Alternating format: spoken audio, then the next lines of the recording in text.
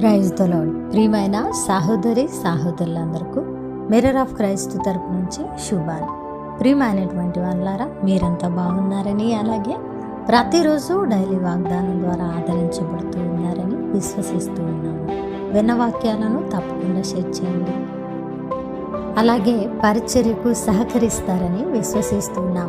బహుభారం కలిగినటువంటి పరిచర్య సహకారులుగా మీరుంటే తప్పకుండా దైవిక దీవెనలు పొందుతారు అని చెప్పడానికి సంతోషిస్తూ ఉన్నాను. ప్రార్థనా గది అనే పుస్తకం కోసం ప్రయాసపడుతూ ఉన్నాం.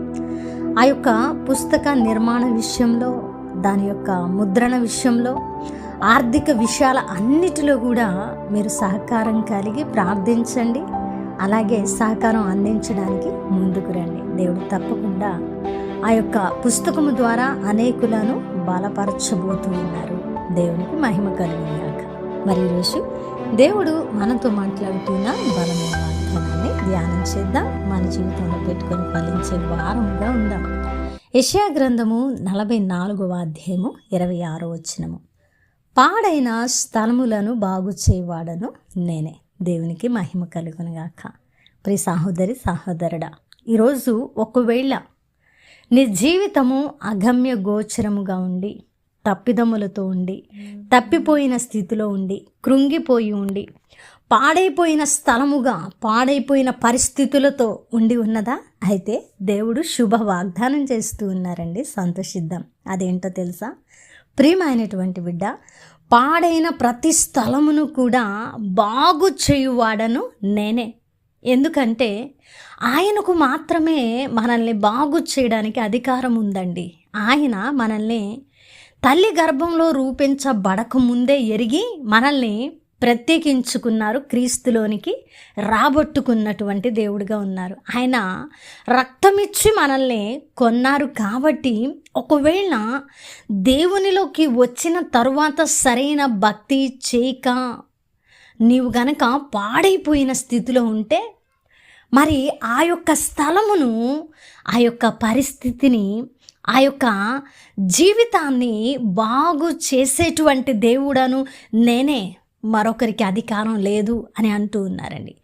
కుమ్మరికి ఆ యొక్క మంటి మీద అధికారం ఎలాగునో ఉంటుందో దేవునికి మన మీద అధికారం ఉన్నది. కాబట్టి ప్రియ సహోదరి సహోదరుడా, ఒకవేళ తప్పిపోయావా, జారిపోయావా, ఏదైనా పాపంలో మునిగిపోయి వేదన పడుతూ ఉన్నావా, లేదంటే నీ పరిస్థితులు అన్నీ కూడా పాడైన స్థితిలో ఉండి నన్నిక ఎవరు బాగు చేస్తారు అనేటువంటి ఆలోచన కలిగి ఉన్నావా?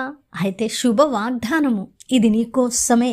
దేవుడు నీ పాడైన ప్రతి పరిస్థితిని బాగు చేస్తానని, అది నేనే అని సర్వశక్తిమంతుడైన దేవుడు మాట్లాడుతున్న మాట అండి.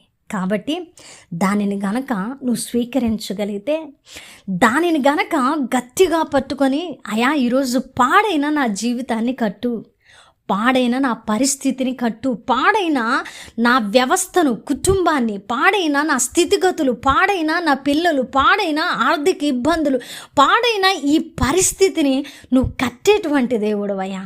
నువ్వు కడతావా? నన్ను నేనుగా నీకు అప్పచెప్పుకుంటానయ్యా అని గనక ఈరోజు నువ్వు నిర్ణయం తీసుకుంటే, నీ పాడైన స్థలము ఏదైతే ఉన్నదో అది బాగు చేయబడి అనేకులకు దీవెనకరంగా మారబోతూ ఉన్నదండి. దేవునికి మహిమ కలుగునుగాక.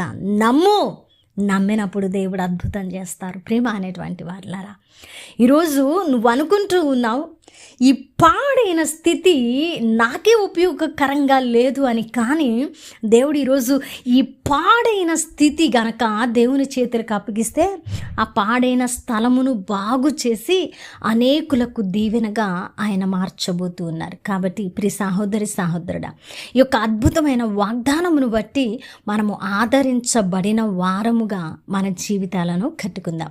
వినవాక్యము ఫలింపు కొరకు ప్రార్థన. పరిశుద్ధుడా, ప్రేమ కలిగిన తండ్రి, మీకు వందనాలు. అద్భుతమైన వాక్కు చేత మాతో మాట్లాడి మా హృదయాలను కట్టి బలపరచరయ్యా. అవును తండ్రి, పాడైన ప్రతి స్థలమును బాగు చేసే అధికారం మీకుంది. అవునయ్యా, మా జీవితాలను మీ చేతులకు అప్పగిస్తున్నాం. అయ్యా, నన్ను బాగు చేయి, నా పరిస్థితిని బాగు చేయని ఎవరైతే ప్రభు ఈరోజు ప్రార్థిస్తున్నారో వారి పట్ల ఈ వాగ్దానాన్ని నెరవేర్చండి. అలాగే ఈ పరిచర్యకు సహకరించే కుటుంబాలను దీవించండి, ఆశీర్వదించండి. చేసిన ప్రార్థనకు దీవెన జవాబిచ్చారని నమ్ముతూ ప్రార్థన నజరేయుడైన యేసుక్రీస్తు నామమున సమర్పించి అడిగి వేడుకుంటున్నాము తండ్రి, ఆమేన్. ప్రియమైన దేవుని బిడ్డలారా, విన్న వాక్యాన్ని తప్పకుండా షేర్ చేయండి, పరిచర్యకు సహకరించండి. దేవుని చిత్తమైతే మరలా కలుసుకుందాం. దేవుడు మిమ్మల్ని దీవించును గాక. ఆమేన్.